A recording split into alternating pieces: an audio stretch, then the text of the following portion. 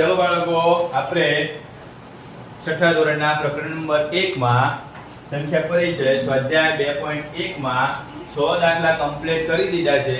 હવે આજે આપણે સાતમો દાખલો જોઈશું. એક વેપારી પાસે કેટલા રૂપિયા છે? એક વેપારી પાસે કેટલા રૂપિયા છે ભાઈ? વાંચતા નથી આવડતું?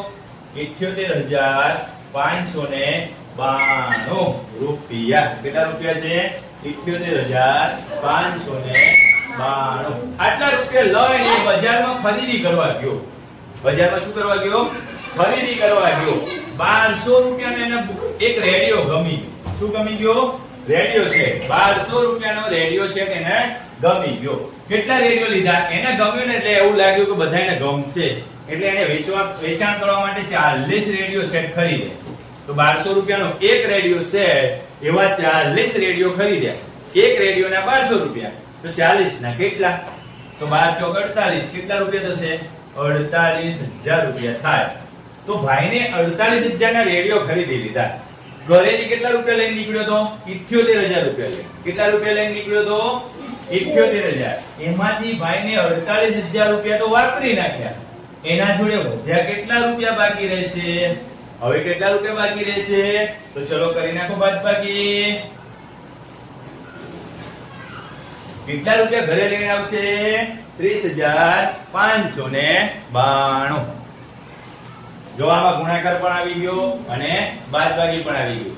તો આવો કોયડાનો જે પ્રશ્ન છે એમાં તમને વાંચતા આવડતું હશે, તમે રકમને સમજી શકશો તો આરામથી દાખલા ગણી શકીશું. આઠમો દાખલો. એક વિદ્યાર્થી 7236 7236 નો ગુણાકાર 56 દ્વારા કરવાનો હતો. એના બદલે એને 65 વડે કરી નાખ્યો. કેટલા વડે ગુણાકાર કરવાનો કીધો તો? 56 વડે. પણ ઉતાવળો છે મારા જેવો, તેને કેટલા વડે ગુણાકાર કરી નાખ્યો? 65 વડે. તો એનો જવાબ કેટલો વધારે આવ્યો? તો હાલો ભાઈ બંને દાખલા ગણી મને કયો કોનો જવાબ વધારે આવે? તો દેખીતી રીતે કહેતો કે 65 નો જે ગુણાકાર થયો એનો જવાબ વધારે આવશે. પણ એવું નથી કરવાનું. જવાબ કેટલો વધારે છે એ શોધવાનું છે. એટલે બંનેના ગુણાકાર કરી પછી બાદબાકી કરવી પડશે. પહેલી હિન્ટ આપેલી છે શું બંનેના ગુણાકાર કરવા પડશે? તો કે હા કરી નાખીએ આપણે. શું કરીશું? હા ચાલો ને કરી નાખીએ. એમ થોડું સરળતાથી થઈ જાય, ઝડપથી થઈ જાય.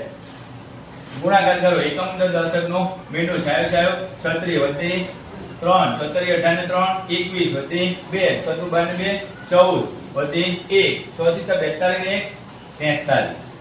હવે 5 વડે 5 6 30 વધી 3 15 ને 3 18 18 વધી 1 10 ને 11 વધી 1 35 ને 36 0 6 ને 8 14 અહીંયા આવશે 3. કેટલો જવાબ આવ્યો? 4,70,340. આગળનો દાખલો જોઈએ. ચલો બે આંકડા છે એકમ અને દશકની શૂન્ય. 5 6 30 વધી 3 5 3 15 ને 3 18 વધી 1 5 10 ને 11 વધી 1 આવ્યું 4 5 35 ને 36. 6 વડે ગુણાકાર કરો. છાયો છાયો 36 વધી 3 36 18 ને 3 21 વધી 2 6 2 12 12 ને 2 14 વધી 1 6 42 ને 43. કેટલો જવાબ આવશે?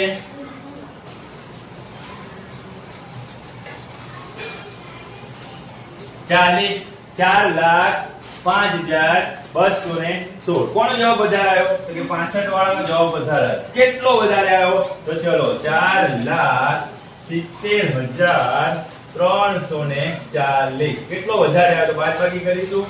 4,05,216. ચલો બાદબાકી કરો. અહીંયા 10 કો લઈ લો તો 10 માંથી 6 જાય તો 4, 3 માંથી 1 જાય તો 2, 3 માંથી 2 જાય તો 1. અહીંયા પાછું નહીં થાય તો 10 માંથી 5 જાય તો 5, 6 માંથી 0 જાય તો 6, 4 માંથી 4 જાય તો 0. કેટલો જવાબ આવ્યો ભાઈ? 65,124. એની ભૂલ શું કરી હતી? તો કે 56 વડે ગુણાકાર કરવાનો કીધો તો, પણ મારી જે બહુ ઉતાવળિયો હતો, ફડફડિયો, ગણિત આવે એટલે ફટાફટ ગણિત નાખું કે તો આંકડા તો સરખા જ મૂક્યા, પાંચડો ને છગડો એમ જગ્યાએ છગડો ને પાંચડો મૂકી દીધો. એટલે ફટાફટ ગુણાકાર કરી નાખ્યો 65 વડે, જવાબ આટલો આવી ગયો. જવાબ લાવવાનો તો આટલો. તો કોયડો બનાવી દીધો એને. શું કર્યું? તો કે બંનેનો જવાબ આટલો વધારે જવાબ આવ્યો. બરોબર? એટલે ખાસ ધ્યાન રાખવાનું ભાઈ કે તમને કેટલા વડે ગુણાકાર કરવાના કીધા છે, કેટલા વડે ગુણાકાર કરવાના છે, કેટલા જવાબ આવશે, આ બધું ખાસ તમારે ધ્યાન રાખવાનું. ચાલો આગળનો દાખલો જોઈએ. નવમો દાખલો. એક શર્ટ બનાવવા માટે કેન્જો લે. એક શર્ટ બનાવવા કેટલું કાપડ જોઈએ છે? 2 મીટર 15 સેન્ટીમીટર. તો આપણે આખા સેન્ટીમીટરમાં ફેરવી નાખો. 2 મીટર એટલે 2 ગુણ્યા 100 વત્તા 15 તો આપેલા જ છે. કેટલા સેન્ટીમીટર થશે? 215 સેન્ટીમીટર. એક શર્ટ બનાવવા માટે કેટલું કાપડ જોઈએ છે? 215 સેન્ટીમીટર. કેટલું કુલ કાપડ કેટલું છે? કુલ કાપડ 40 મીટર છે ભાઈ. તો આપણે 40 ને 100 વડે ગુણાકાર કરી નાખો. 4 એકા 4 ને 3 મીંડા ચડાવી દો એટલે 4000 સેન્ટીમીટર થશે.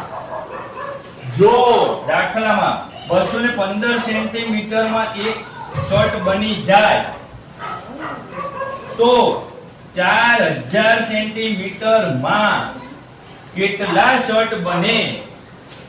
સીધે સીધું 4000 ગુણ્યા 1 ભાગ્યા 215. સીધો દાખલો ગણતા શીખવાડો તમને. ચલો 4000 ને 215 વડે ભાગાકાર કરો. ચલો જોજો. 215 એકા 215 215 દુ 430 થાય.